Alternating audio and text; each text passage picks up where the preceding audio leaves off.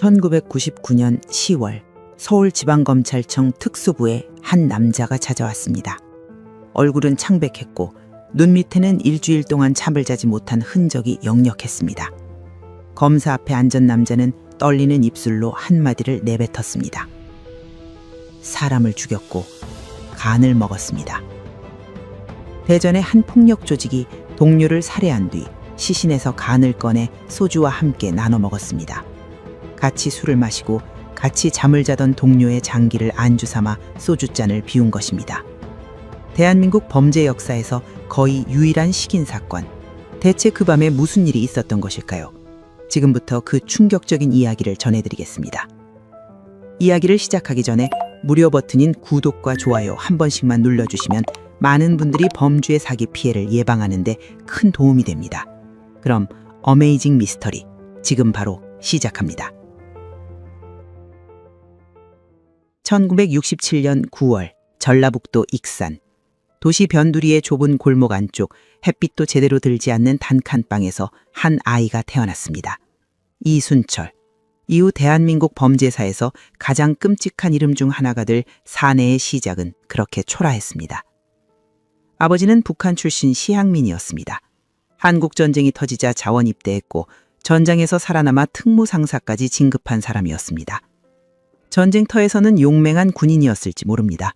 하지만 전역 후 그 사람에게서 군인의 모습은 찾아볼 수 없었습니다.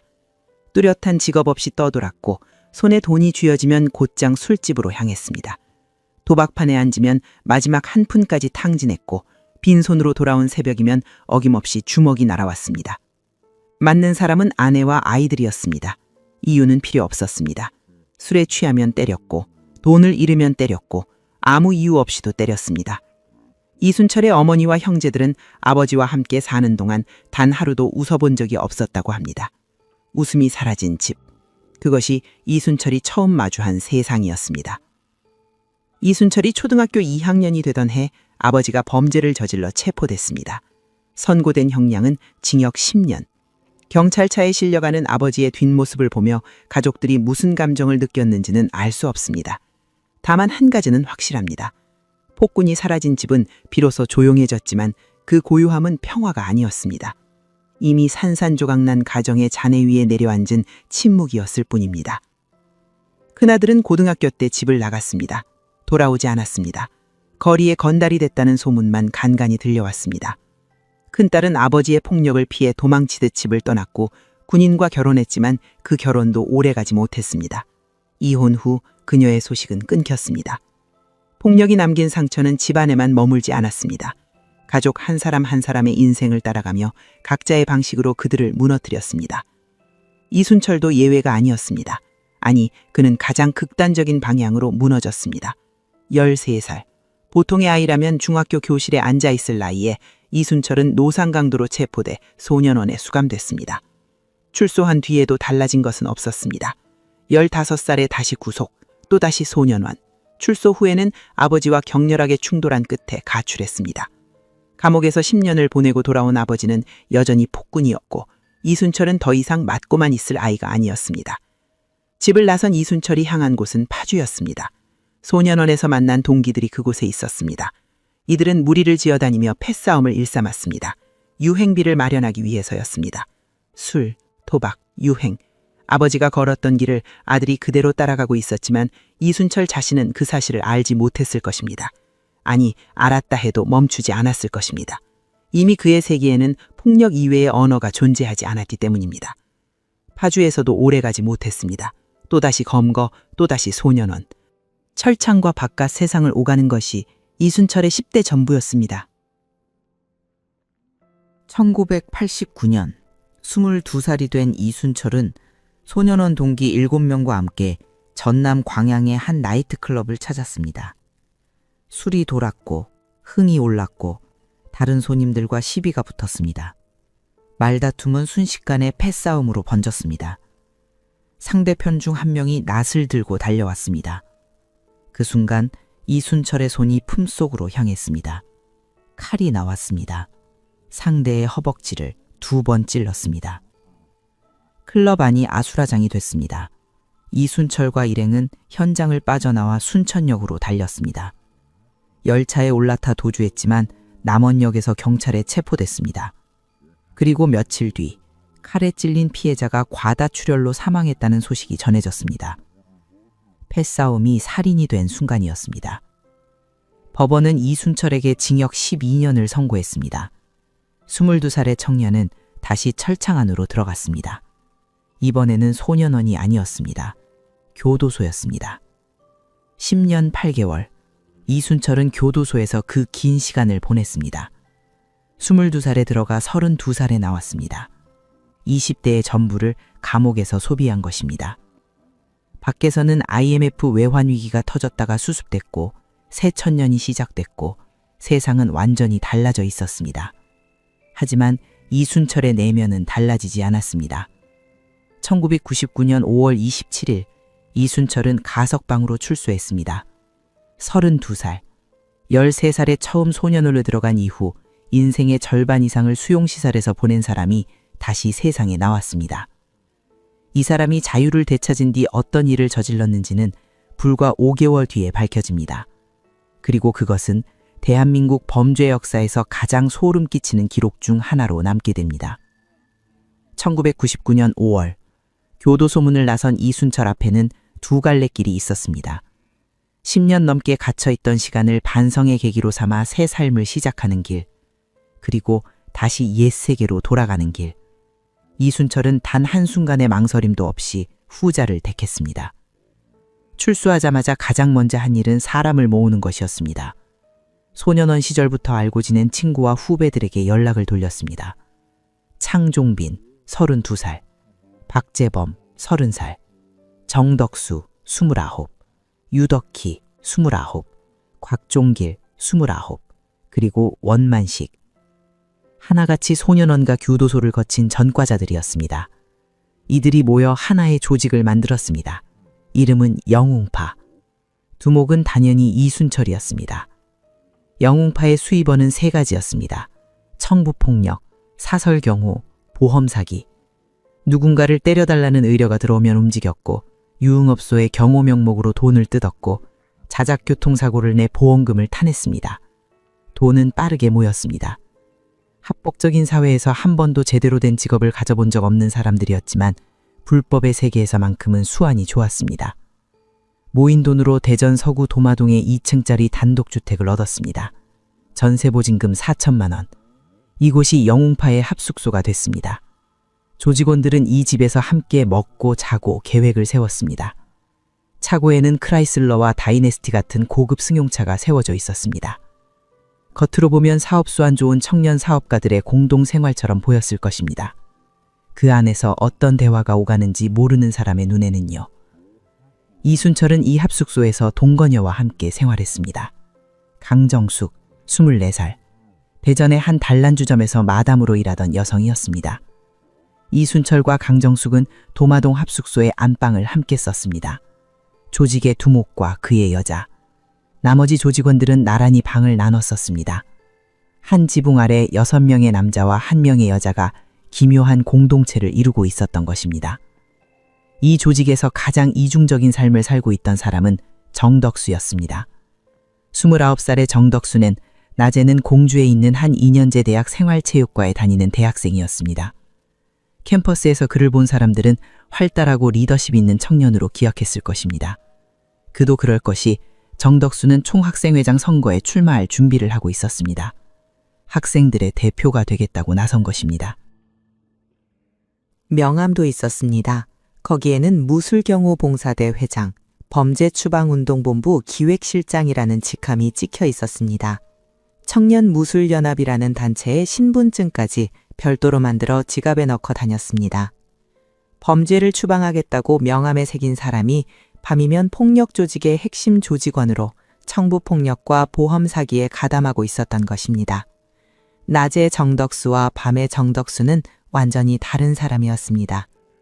하지만 영웅파 내부에는 정덕수의 이중생활보다 더 위험한 문제가 있었습니다. 시한폭탄처럼 째깍거리는 존재, 곽종길이었습니다.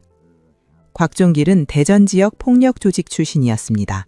덩치가 컸고 성격이 불같았습니다. 평소에는 조용했지만 술이 들어가면 사람이 변했습니다. 선배든 두목이든 가리지 않고 욕설을 퍼부었고 아나무인으로 행동했습니다. 주먹을 휘두르기도 했습니다. 그리고 술이 깨면 언제 그랬냐는 듯 고개를 숙이고 사과했습니다. 형, 제가 취해서 그랬습니다. 다시는 안 그러겠습니다. 그때마다 조직원들은 넘어갔습니다. 한 번, 두 번, 세 번. 하지만 매번 반복되는 패턴에 인내심은 서서히 바닥나고 있었습니다. 술만 마시면 폭발하는 곽종길, 깨면 사과하는 곽종길. 그 순환이 끝나지 않으리라는 것을 조직원들도 느끼고 있었습니다. 그리고 1999년 10월 22일 새벽, 그 순환은 끝났습니다. 다만 조직원들이 상상했던 것과는 전혀 다른 방식으로. 1999년 10월 22일 새벽 5시. 대전 서구 탄방동, 거리의 가로등이 희미한 불빛을 내리쬐고 대부분의 집에는 불이 꺼져 있는 시간이었습니다. 하지만 탄방동의 한 편의점 앞은 달랐습니다. 플라스틱 의자를 둘러앉은 사내들이 술잔을 기울이고 있었습니다. 이순철, 창종빈, 박재범, 유덕희, 곽종길, 정덕수. 영웅파 조직원 6명이었습니다. 창종빈의 애인과 함께 온 여상 1명도 자리에 있었습니다. 밤새 이어진 술자리였습니다. 빈 소주병과 맥주캔이 테이블 위에 널브러져 있었고 모두의 눈이 술기운으로 풀려 있었습니다. 그 중에서도 가장 취한 사람은 곽종길이었습니다. 처음에는 별일 없었습니다. 술자리란 을에 그런 것이니까요. 하지만 곽종길의 입에서 욕설이 나오기 시작하면서 분위기가 달라졌습니다. 선배들을 향해 거침없이 쌍욕을 퍼부었습니다. 이순철에게도 창종빈에게도 박재범에게도 서열이고 예의고 없었습니다. 늘 그랬던 것처럼 술이 들어가면 사람이 변하는 곽종길의 익숙한 패턴이었습니다. 하지만 이날 밤 곽종길은 선을 넘었습니다. 창종빈의 애인과 함께 온 여성에게로 시선을 돌린 것이었습니다. 심한 욕설을 내뱉더니 그것으로 끝나지 않았습니다. 그 여성의 가슴을 만지는 등 성추행을 저질렀습니다. 새벽 편의점 앞, 동료들이 모두 보는 앞에서 벌어진 일이었습니다. 창종빈이 벌떡 일어났습니다. 테이블 위에 맥주병을 집어들더니 바닥에 내리쳤습니다. 병이 산산조각나며 날카로운 유리 파편이 사방으로 튀었습니다. 깨진 병목을 쥔 창종빈이 곽종길을 노려봤습니다. 경고였습니다. 말이 아닌 행동으로 전달된 마지막 경고. 곽종길은 물러서지 않았습니다. 오히려 대들었습니다.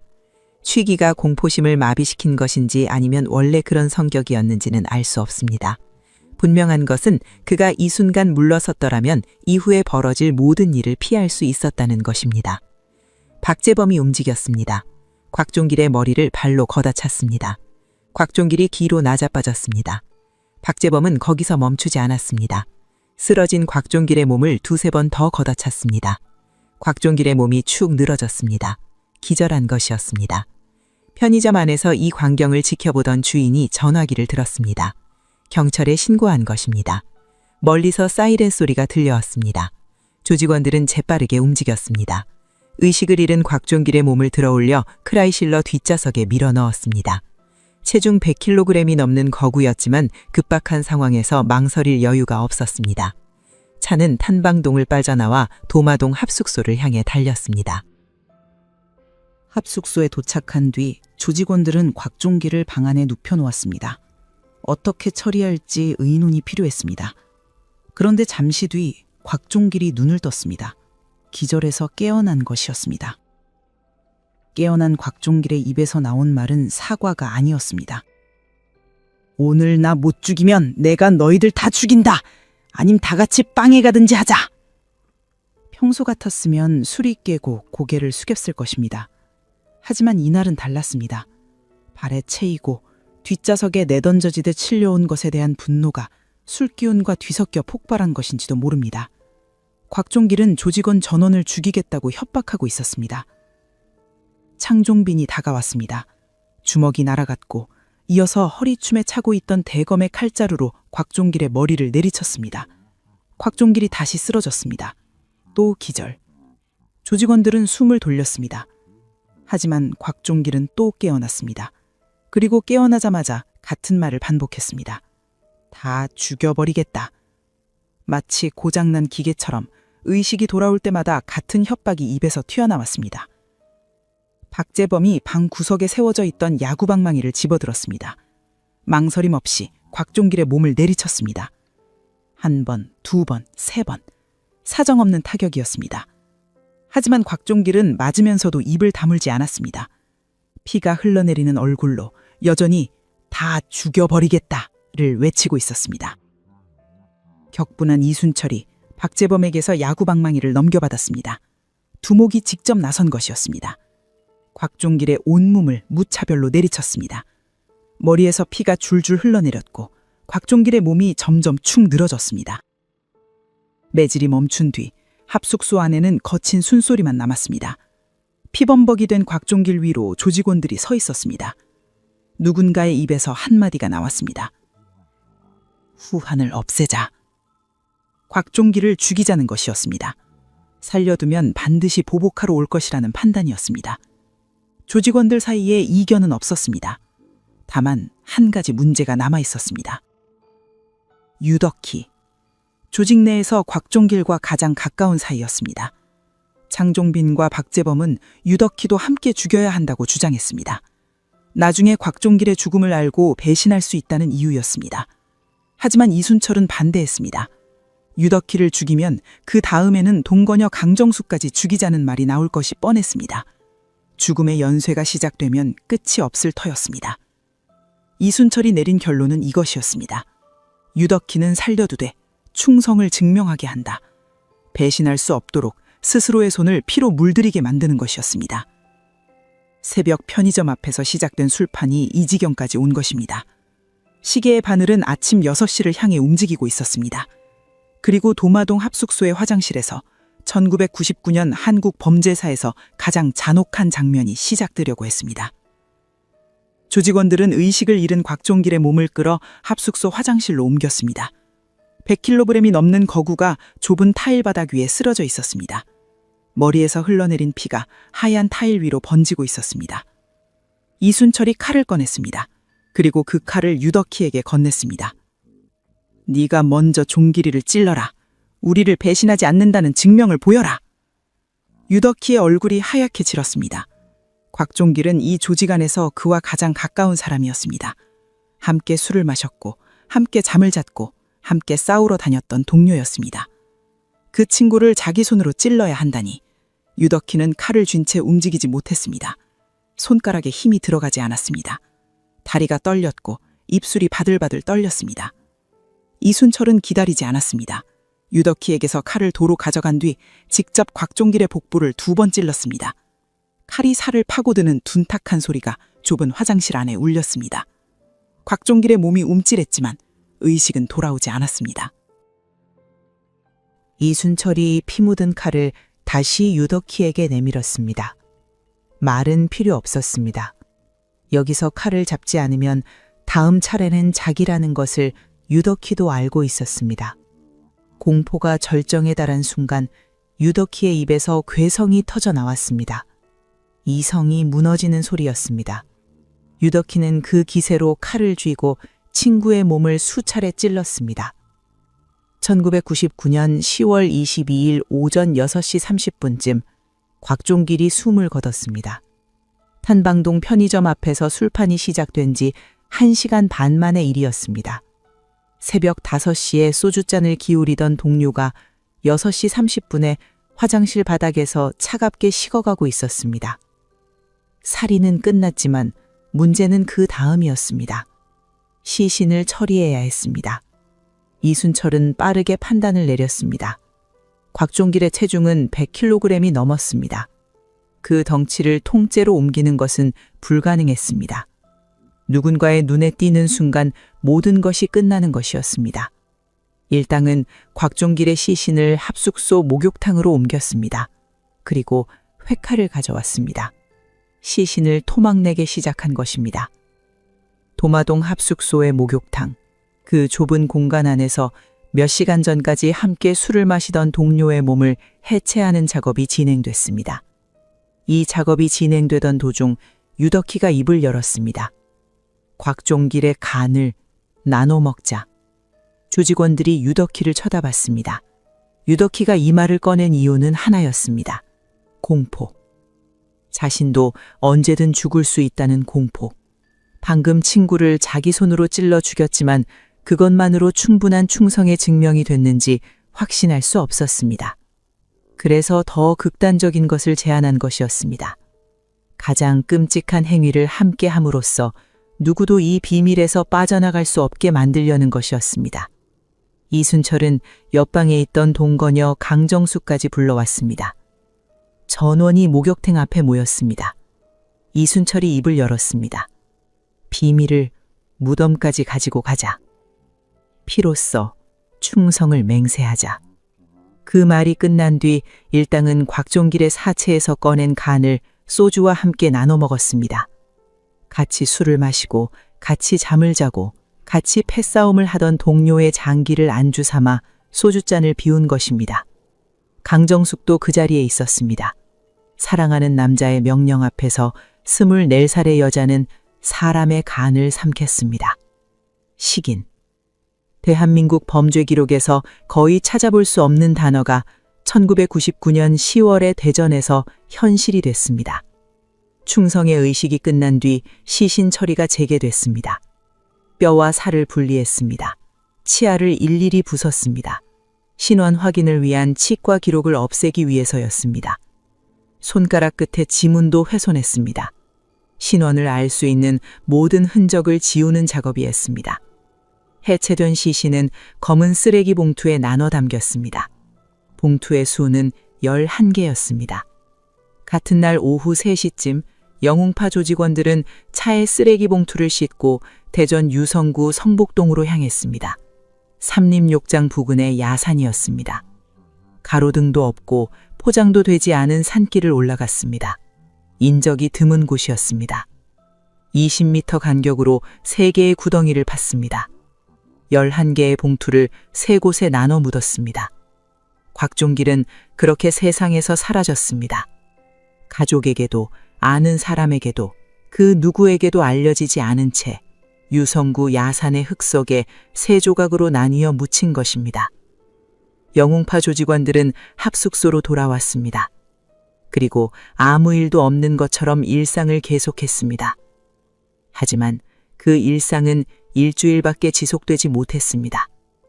1999년 10월 29일 곽종길이 살해된 지 정확히 일주일 되는 날이었습니다. 서울 서초구, 서울지방검찰청 특수부. 평일 오후 검찰청사의 복도를 한 남자가 걸어오고 있었습니다. 걸음걸이에는 망설임이 있었지만 발길은 멈추지 않았습니다. 특수부 사무실 앞에 도착한 남자는 문을 열고 안으로 들어갔습니다. 접수 담당에게 짧게 말했습니다. 할 이야기가 있다고. 영웅파 조직원 중 한 명이었습니다. 그가 경찰이 아닌 검찰을 찾아간다는 이유가 있었습니다. 조직폭력 관련 사건은 검찰 특수부가 직접 수사를 맡는 경우가 많았기 때문입니다. 일선 경찰서에 가면 사건이 복잡하게 돌아갈 수 있었고 무엇보다 조직의 보복이 두려웠을 것입니다. 수사 지휘권을 가진 검찰에 직접 가는 것이 가장 안전한 선택이었습니다. 특수부 검사 앞에 앉은 남자는 떨리는 목소리로 말을 꺼냈습니다. 사람을 죽였고 간을 먹었습니다. 진술을 받던 검사가 잠시 멈칫했을 것입니다. 살인사건의 자수는 드물지 않습니다. 하지만 간을 먹었다는 말은 차원이 달랐습니다. 대한민국 검찰 역사에서 이런 자수를 받아본 사람이 과연 있었을까요? 이 남자가 왜 자수를 결심했는지 그 심리의 내막은 정확히 알려져 있지 않습니다. 일주일 동안 무엇이 그를 괴롭혔는지, 어떤 밤을 보냈는지는 본인만이 아는 영역입니다. 분명한 것은 한 가지입니다. 동료의 간을 소주와 함께 삼킨 기억은 아무리 단단한 신경을 가진 사람이라도 일상으로 돌아가게 내버려두지 않았을 것이라는 점입니다. 서울지검 특수부는 자수 접수 즉시 대전지검에 연락을 취했습니다. 사건 현장이 대전이었기 때문입니다. 양 검찰청은 긴급 공조수사에 착수했습니다. 자수자의 진술을 바탕으로 영웅파 조직원의 인적 사항과 소세지가 확보됐고 수사관들이 움직이기 시작했습니다. 같은 날 대전 서구 도마동 합숙소, 조직원들이 평소처럼 모여있던 그곳에 수사관들이 들이닥쳤습니다. 이순철, 박재범, 창종빈, 정덕수, 유덕희, 원만식, 그리고 동건여 강정숙, 영웅파 관련자 전원이 검거됐습니다. 일주일 전 그 새벽에 함께 술을 마시고 함께 사람을 죽이고 함께 간을 먹은 사람들이 한꺼번에 수갑을 찬 것입니다. 합숙소 수색이 이루어졌습니다. 압수된 물품 목록은 이 조직의 성격을 고스란히 보여줬습니다. 현금과 달러, 엔화 등 200여만 원 상당의 현금과 수표가 나왔습니다. 예금 통장만 13개였습니다. 청부폭력과 보험 사기로 벌어들인 돈의 흔적이었습니다. 그리고 칼과 야구 방망이가 발견됐습니다.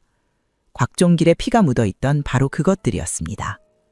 검찰은 곧바로 암매장 현장 발굴에 착수했습니다. 자수자의 진술에 따라 대전 유성구 성북동 삼림욕장 부근 야산으로 수사관과 감식반이 출동했습니다. 산길을 따라 올라간 수사관들이 자수자가 가리킨 지점에서 삽을 들었습니다. 흙을 파내자 검은 쓰레기 봉투가 모습을 드러냈습니다. 3개의 트덩이, 20m 간격으로 나뉘어 묻혀있던 시신이 수습됐습니다. 뼈와 살이 분리된 상태였습니다. 치아는 부서져 있었고 손가락 끝의 지문은 훼손돼 있었습니다. 일주일 전 영웅파 조직원들이 신원 확인을 막기 위해 벌인 작업의 흔적이었습니다. 그 모든 치밀한 은폐 공작이 조직원 한 명의 자수 한마디로 무너진 것입니다. 11월 4일 이순철을 포함한 일당 6명은 도마동 합숙소로 다시 끌려왔습니다. 현장 검증이 진행된 것입니다. 수갑을 찬 채 합숙소 안으로 들어선 조직원들은 검찰 수사관과 카메라 앞에서 10월 22일 새벽에 벌어진 일을 하나하나 재현해야 했습니다. 곽종길을 어디서 때렸는지, 어디서 찔렀는지, 어디서 시신을 해체했는지, 열흘 전 자신들이 저지른 범행의 모든 과정을 몸으로 다시 보여준 것입니다. 이 현장 검증 영상은 KBS와 MBC를 통해 방영됐습니다. 뉴스를 통해 사건의 개요가 알려지자 전국이 경악했습니다. 폭력 조직이 동료를 살해한 것도 충격이었지만 살해한 뒤 간을 꺼내 나눠 먹었다는 사실은 사람들의 상식을 완전히 뒤흔들어 놓았습니다. 대전지검 특수부는 이순철, 창종빈, 박재범, 정덕수, 원만식에게 살인, 사체 손괴, 사체 유기 혐의를 적용했습니다. 동건여 강정숙에게는 증거인멸 혐의가 적용됐습니다. 전원 구속 기소. 구형 공판에서 검찰은 이 사건의 본질을 한 문장으로 정리했습니다. 이들은 반인륜적이고 엽기적인 범행을 저질러 같은 인간이기를 포기했습니다. 영원히 사회로부터 격리해야 합니다. 구형은 가혹했습니다. 이순철, 박재범, 창종빈, 정덕수 등 3명에게 사형을 구형했습니다. 유덕희와 원만식에게는 징역 7년, 강정숙에게는 징역 3년이 구형됐습니다.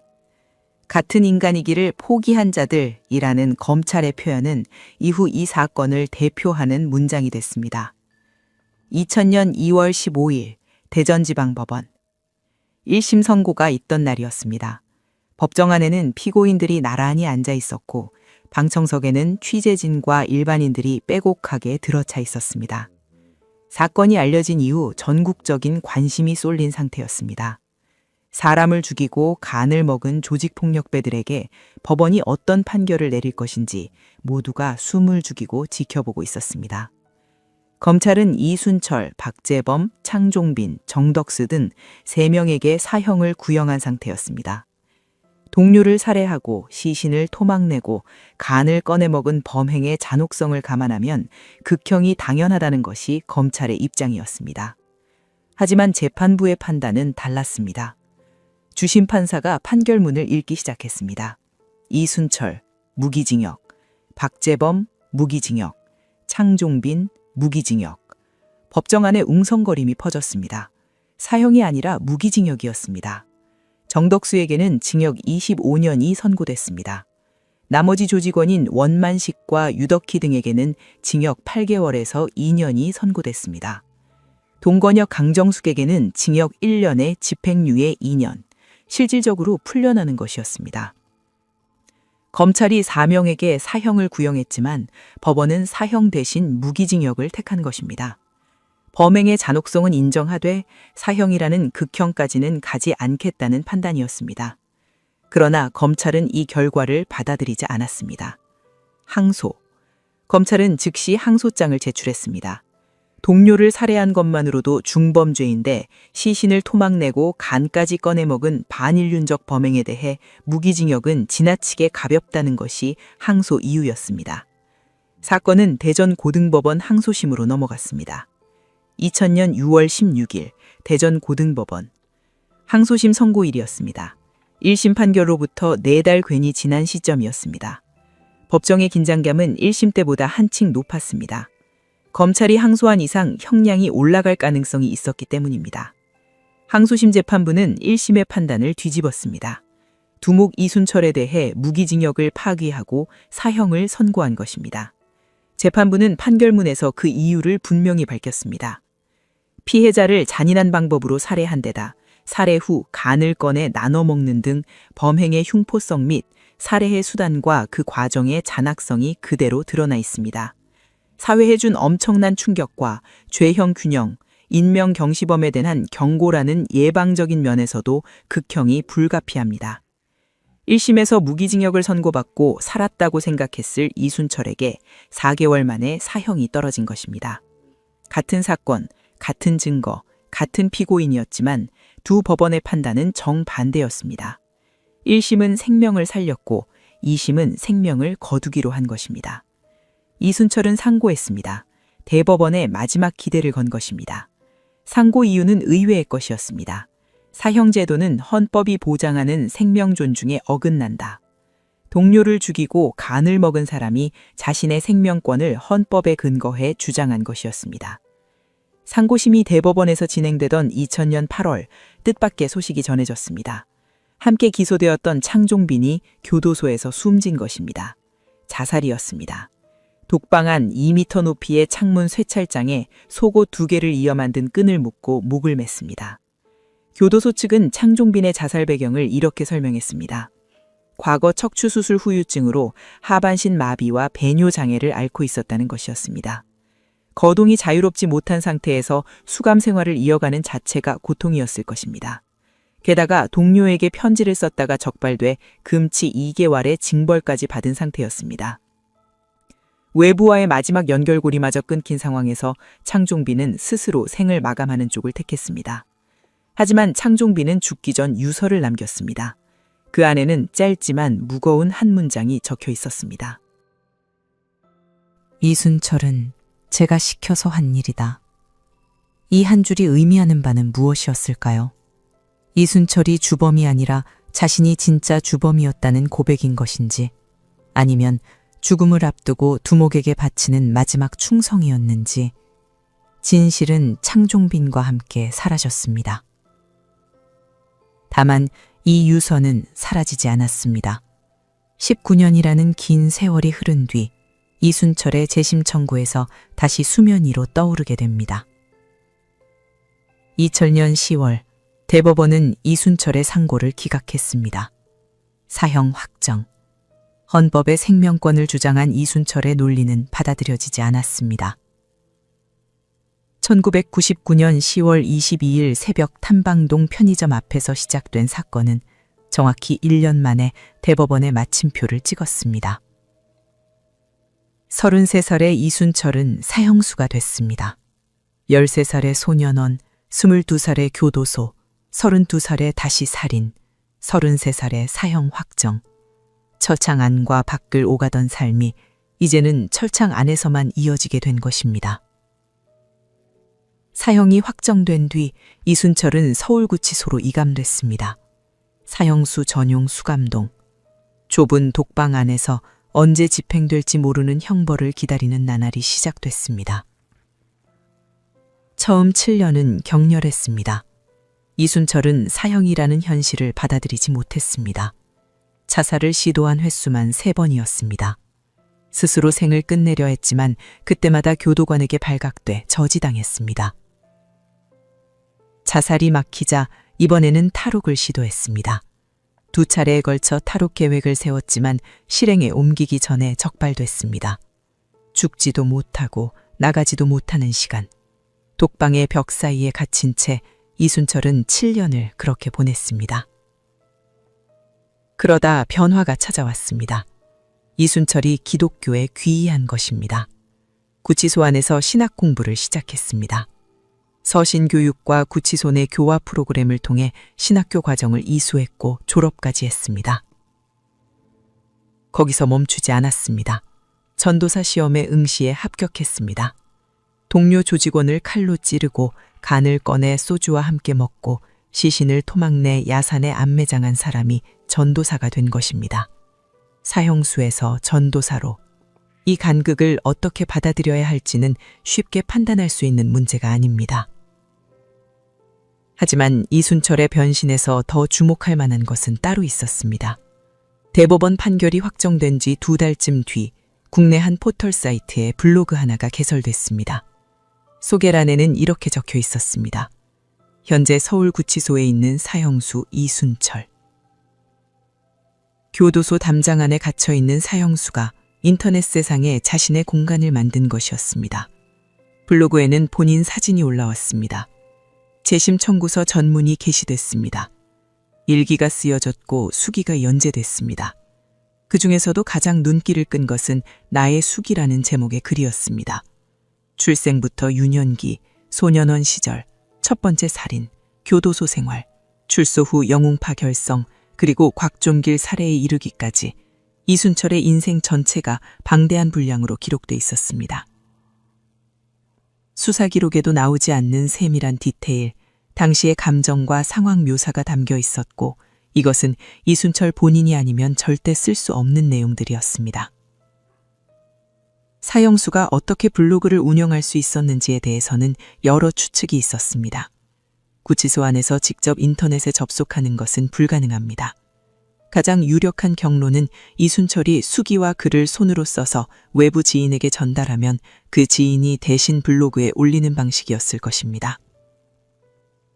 어떤 방법이든 사형수가 인터넷을 통해 바깥 세상과 소통하고 있다는 사실 자체가 전례 없는 일이었습니다. 블로그는 꾸준히 업데이트됐습니다. 몇 년에 걸쳐 글이 올라왔고 방문자 수는 5만 명을 넘어섰습니다. 호기심에서 들어온 사람, 사건을 연구하는 사람, 비난을 쏟아내는 사람, 교화를 응원하는 사람, 다양한 반응이 댓글로 달렸습니다. 이순철은 이 블로그에 이렇게 썼습니다. 내일을 준비하며 담장 안에서 희망 품고 둥지를 들고 있다. 사형수가 내일을 말하고 희망을 말하고 있었습니다. 사형 집행이 언제 이루어질지 모르는 상황에서 둥지를 튼다는 표현을 쓴 것입니다. 이 문장을 반성의 기록으로 읽을 수도 있고 출소에 대한 미련으로 읽을 수도 있습니다. 해석은 읽는 사람의 몫입니다. 블로그의 마지막 게시글은 2015년 9월 10일자였습니다. 그 이후로는 더 이상 글이 올라오지 않았습니다. 왜 멈췄는지는 알려져 있지 않습니다. 외부 지인과의 연결이 끊어졌을 수도 있고 이순철 자신이 더 이상 쓸 의욕을 잃었을 수도 있습니다. 분명한 것은 블로그가 멈춘 뒤에도 이순철은 여전히 서울구치소 사형수 수감동에 있다는 사실입니다. 동료의 간을 먹고 사형을 선고받은 남자가 신학을 공부하고 전도사 자격을 취득하고 블로그에 희망을 이야기하는 사형수가 됐습니다. 변했다고 말할 수도 있고 변하지 않았다고 말할 수도 있습니다. 다만 한 가지 확실한 것은 1999년 10월 22일 새벽 대전 도마동 합숙소 화장실에서 숨을 거둔 곽종길에게는 블로그도 신학교도 내일도 희망도 주어지지 않았다는 것입니다. 2019년 12월 사건이 발생한 1999년으로부터 꼭 20년이 지난 시점이었습니다. 대법원에서 사형이 확정된 2000년 10월로부터도 19년이 흐른 뒤였습니다. 그 긴 세월 동안 서울구치소 사형수 수감동에 갇혀있던 이순철이 움직였습니다. 재심을 청구한 것입니다. 재심, 확정된 판결에 중대한 오류가 있었음을 주장하며 재판을 다시 열어달라고 요청하는 것입니다. 새로운 증거가 발견됐거나 기존 증거에 허위가 있었음이 드러난 경우에 한해 법원이 이를 받아들입니다. 이순철이 20년 만에 꺼내든 카드는 무엇이었을까요? 핵심 주장은 단 하나였습니다. 나는 주범이 아니다. 그 근거로 내세운 것이 바로 2000년 8월 교도소에서 자살한 창종빈의 유서였습니다. 19년 전 창종빈이 목숨을 끊기 직전 남긴 그 한 줄. 이순철은 제가 시켜서 한 일이다. 이순철 측의 논리는 이러했습니다. 곽종길 살해를 주도한 것은 자신이 아니라 창종빈이었으며 자신은 창종빈의 지시에 따랐을 뿐이라는 것이었습니다. 창종빈은 이미 세상에 없으니 반박할 수도 없었습니다. 이 주장이 사실이라면 이순철의 사형은 재검토돼야 합니다. 주범과 종범의 구분은 형량을 결정하는 핵심 요소이기 때문입니다. 주범에게 사형이 선고됐는데 실제로는 종범이었다면 판결의 근거 자체가 흔들리는 것입니다. 하지만 법원의 판단은 달랐습니다. 재심 청구를 심리한 법원은 이순철의 주장을 기각했습니다. 이유는 명확했습니다. 1심, 2심, 그리고 대법원까지 3차례의 재판 과정에서 이순철이 범행을 주도한 사실이 모두 인정됐기 때문입니다. 증거와 증언은 일관되게 같은 사실을 가리키고 있었습니다. 화장실에서 유덕희에게 칼을 건네며 네가 먼저 종길이를 찔러라고 명령한 사람은 이순철이었습니다. 유덕희가 움직이지 못하자 직접 곽종길의 복부를 먼저 찌른 사람도 이순철이었습니다. 비밀을 무덤까지 가지고 가자, 피로써 충성을 맹세하자며 간을 나눠 먹자고 선언한 사람도 이순철이었습니다. 시신을 토막내고 치아를 부수고 지문을 훼손하라고 지시한 사람도 이순철이었습니다. 유성구 선복동 야산에 시신을 안매장하는 과정을 진두지휘한 사람도 이순철이었습니다. 모든 핵심 결정과 지시가 이순철에게서 나왔다는 사실은 다수의 조직원 진술로 받붙임되고 있었습니다. 창종빈의 유서 한 줄로 이 모든 증거와 증언을 뒤집기엔 그 무게가 너무 가벼웠습니다. 게다가 창종빈의 유서 자체에도 의문이 있었습니다. 창종빈은 이순철의 부하였습니다. 영웅파 내에서 이순철 다음 가는 서열이었지만 어디까지나 두목의 아래에 있는 사람이었습니다. 자살을 결심한 그가 마지막 순간에 두목의 죄를 덜어주는 유서를 남겼다면 그것은 진실의 고백이라기보다 죽음으로써 바치는 마지막 충성이었을 가능성이 높았습니다. 조직 내에서 두목에 대한 충성은 생사를 넘어서는 것이라고 그들은 믿고 있었으니까요. 법원은 창종빈의 유서가 새로운 증거로 인정하기 어렵다고 판단했습니다. 유서의 존재 자체는 이미 원심 재판 당시에도 알려져 있었고 그 내용이 다른 증거들과 모순되기 때문이었습니다. 재심 청구는 기각됐습니다. 이순철의 사형은 그대로 유지됐습니다. 20년을 기다려 꺼내든 카드는 통하지 않았습니다. 블로그에 내일을 준비하며 희망을 품고 있다고 썼던 이순철이 어떤 희망을 품고 있었는지, 이 재심 청구가 그 답의 일부였는지도 모릅니다. 25년이 지났습니다. 그러나 이 사건은 반복적으로 소환되고 있습니다. 한국 범죄사에서 식인 행위가 포함된 사건이 극히 드물기 때문입니다. 시간이 흘러도 지워지지 않는 사건이 있습니다. 1999년 영웅파 사건은 그런 종류의 사건입니다. 이 사건에는 한 단어로 요약할 수 없는 인물들이 있습니다. 겉과 속이 다른 사람들, 낮과 밤이 다른 사람들. 한 사람 안에 두 개의 얼굴이 공존하고 있었고 그 이중성이 이 사건을 더욱 기괴하게 만들었습니다. 가장 먼저 정덕수. 앞서 이야기했듯이 정덕수는 공주의 한 2년제 대학 체육생활과에 재학 중인 대학생이었습니다. 캠퍼스에서의 그는 누가 봐도 모범적인 청년이었습니다. 총학생회장 선거에 출마하려 했고 명함에는 무술경어봉사대 회장, 범죄추방운동본부 기획실장이라는 직함을 찍어 다녔습니다. 청년무술연합이라는 단체의 신분증까지 소지하고 있었습니다. 범죄를 추방하겠다고 사회에 선언한 사람이었습니다. 그런 사람이 밤이면 폭력조직 영웅파의 핵심 조직원으로 활동했습니다. 청부 폭력에 가담했고 보험 사기에 동참했고 1999년 10월 22일 새벽에는 동료 곽종길의 살해 현장에 함께 있었습니다. 범죄 추방을 명함에 새긴 손으로 범죄에 가담한 것입니다. 낮에 정덕수를 아는 사람과 밤에 정덕수를 아는 사람이 만났다면 서로 같은 사람을 이야기하고 있다는 것을 믿지 못했을 것입니다. 다음은 유덕희. 유덕희는 이 사건에서 가장 복잡한 위치에 놓인 인물이었습니다. 곽종길과 조직 내에서 가장 가까운 사이였습니다. 함께 밥을 먹고 함께 술을 마시고 함께 잠을 자던 친구였습니다. 그 친구가 피범벅이 된 채 화장실 바닥에 쓰러져 있을 때 이순철은 유덕희에게 탈을 건넸습니다. 찔러라. 유덕희는 공포에 질려 움직이지 못했지만 결국 괴성을 지르며 친구의 몸에 칼을 꽂았습니다. 그리고 시신 해체가 진행되는 도중 곽종길의 간을 나눠 먹자고 제안한 사람도 유덕희였습니다. 자신이 다음 희생자가 될 수 있다는 극한의 공포 속에서 나온 제안이었습니다. 친구를 자기 손으로 죽인 것만으로는 충성의 증명이 부족하다고 느꼈던 것입니다. 더 극단적인 행위를 함께함으로써 아무도 이 비밀에서 빠져나갈 수 없게 만들려 한 것입니다. 공포가 인간의 모독적 한계를 어디까지 무너뜨릴 수 있는지 유덕희는 그 끝을 보여준 사례였습니다. 법원은 유덕희에게 비교적 가벼운 형을 선고했습니다. 자발적인 가담이 아니라 강요에 의한 것이라는 판단이었습니다. 칼을 잡은 것도 간을 먹자고 한 것도 공포에 의한 행동이라고 법원은 봤습니다. 하지만 그것이 유덕희의 행위를 온전히 설명할 수 있는 것인지는 판단하기 쉽지 않은 문제입니다. 그리고 강정숙. 24살.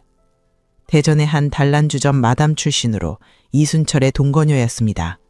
도마동 합숙소에서 이순철과 함께 안방을 쓰며 생활했습니다. 그녀는 1999년 10월 22일 새벽 옆방에서 벌어지고 있던 일을 어디까지 알고 있었을까요? 화장실에서 들려오는 소리를, 목욕탕에서 진행되는 작업의 의미를 어디까지 인지하고 있었을까요? 확실한 것은 이순철이 강정숙을 목욕탕 앞으로 불러왔을 때 그녀가 거기 있었다는 것입니다. 비밀을 무덤까지 가지고 가자는 이순철의 말 아래 강정숙도 곽종길의 간을 소주와 함께 삼켰습니다. 사랑하는 남자의 명령 앞에서 24살의 여자는 사람의 장기를 입에 넣었습니다. 법원은 강정숙에게 증거인멸 협의를 적용해 징역 1년, 집행유예 2년을 선고했습니다. 사실상 풀려난 것입니다. 마지막으로 창종빈. 영웅파에서 이순철 다음 가는 서열이었던 남자. 1심에서 무기징역을 선고받은 뒤 항소심이 진행되던 2000년 8월에 교도소에서 스스로 목숨을 끊었습니다. 하반신 마비와 배뇨장애를 비관했다는 것이 공식 설명이었습니다. 하지만 그가 남긴 유서에는 이순철은 제가 시켜서 한 일이다 라는 문장이 있었습니다. 이 한 줄은 두 가지로 읽힙니다. 하나는 진실의 고백. 자신이 진짜 주범이었으며 이순철은 자기 지시를 따랐을 뿐이라는 뒤늦은 양심 선언. 다른 하나는 마지막 충성. 죽음을 앞두고 두목의 죄를 자기 어깨에 짊어지려 한 조직원의 최후의 의리. 어느 쪽이 진실인지는 확인할 방법이 없습니다. 창종빈은 그 답을 가지고 세상을 떠났습니다. 그리고 이순철, 이 사건의 중심에 선 남자. 1967년 익산의 단칸방에서 태어나 폭군 아버지 밑에서 자랐습니다. 13살에 처음 소년원에 들어갔고 22살에 첫 번째 살인을 저질러 교도소에 갔습니다. 32살에 출소한 뒤 같은 해에 또다시 사람을 죽였습니다. 인생의 절반 이상을 수용시설에서 보낸 사람이었습니다. 아버지에게 맞으며 자랐고 소년원과 교도소를 반복했고 출소 5개월 만에 동료를 죽여 사형수가 됐습니다. 폭력 속에서 태어나 폭력 속에서 자랐고 폭력으로 다른 사람의 인생을 끝냈고 결국 폭력이 자기 자신의 인생도 끝냈습니다. 검찰은 이들을 이렇게 정의했습니다. 같은 인간이기를 포기한 자들. 2026년 현재 이순철은 서울구치소에 수감돼 있습니다. 사형수입니다.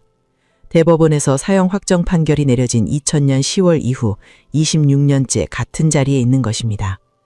그런데 한 가지 짚고 넘어가야 할 사실이 있습니다. 대한민국에서 마지막으로 사형이 집행된 날은 1997년 12월 29일이었습니다. 그날 이후 단 한 건의 사형도 집행되지 않았습니다. 사형 판결은 계속 내려지고 있지만 실제로 형이 집행된 적은 없는 것입니다. 2007년 국제 앰네스티는 한국을 실질적 사형 폐지국으로 분류했습니다. 법적으로 사형 제도는 존재하지만 사실상 집행이 중단된 나라라는 의미였습니다. 현재 대한민국에서 사형 확정 판결을 받고 수감 중인 인원은 59명입니다. 이순철은 그중 한 명입니다. 사형수이지만 사형이 집행되지 않는 상태, 죽음을 선고받았지만 죽지 않는 상태, 그 기묘한 중간지대에서 이순철은 26년을 보내고 있습니다. 이순철은 블로그에 내일을 준비하며 희망을 품고 있다고 썼습니다. 사형수가 된 지 25년이 넘었지만 형이 집행되지 않고 있기 때문에 그에게 내일은 계속 존재하고 있는 셈입니다. 매일 아침 눈을 뜨고 매일 밤 잠이 들고 또 다음 날이 찾아오는 일상이 이어지고 있는 것입니다. 반면 이 사건의 피해자 곽종길은 어떤 사람이었을까요? 곽종길은 술버릇이 나쁜 사람이었습니다. 그것은 사실입니다. 술만 들어가면 선배에게 욕설을 퍼부었고 아나무인으로 행동했습니다. 1999년 10월 22일 새벽에는 여성을 성추행했고 조직원 전원을 죽이겠다고 협박했습니다. 분명 잘못이 있었습니다. 누구도 그의 행동을 옹호할 수는 없습니다. 하지만 그 잘못의 대가가 무엇이었습니까?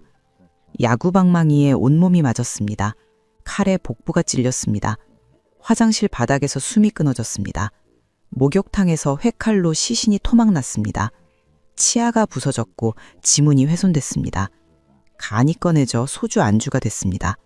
남은 것들은 검은 쓰레기 봉투 11개에 나뉘어 담겼고 유성구 야산에 세 조각으로 묻혔습니다. 술버릇이 나빴다는 이유로 한 사람이 겪어야 했던 일의 목록입니다. 잘못과 그에 대한 응징 사이의 간극이 상식으로는 도저히 메울 수 없을 만큼 거대합니다. 1999년 10월 22일 새벽 대전 탄방동 편의점 앞에서 시작된 술판. 그 자리에 있었던 사람들의 이후는 이러합니다. 곽종길은 죽었습니다. 이순철은 사형수가 됐습니다. 창종빈은 교도소에서 자살했습니다. 박재범은 무기징역을 선고받았습니다.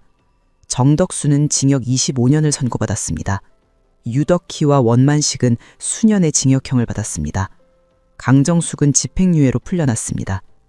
한 사람이 죽었고 한 명은 사형수가 됐고 한 명은 스스로 목숨을 끊었고 나머지는 수년에서 수십 년의 형을 살았습니다. 새벽 5시 편의점 앞에 소주 한 잔에서 시작된 일이 관련된 모든 사람의 인생을 돌이킬 수 없이 부숴놓은 것입니다. 이 사건에는 아직 풀리지 않은 의문들이 남아 있습니다. 검찰의 자수한 조직원을 일주일 동안 잠 못 들게 한 것은 양심이었을까요? 아니면 공포였을까요? 창종빈의 유서는 진실이었을까요? 충성이었을까요? 이 사건이 26년이 지난 지금까지도 사람들의 기억에서 지워지지 않는 이유는 단순합니다. 대한민국 범죄사에서 식인행위가 포함된 사건은 거의 없기 때문입니다. 살인사건은 안타깝게도 매년 발생합니다. 하지만 동료를 죽인 뒤 간을 꺼내 소주와 함께 나눠 먹은 사건은 한국 현대사에서 이 사건이 거의 유일합니다. 끝까지 시청해 주셔서 감사합니다. 지금까지 어메이징 미스터리였습니다. Something to us,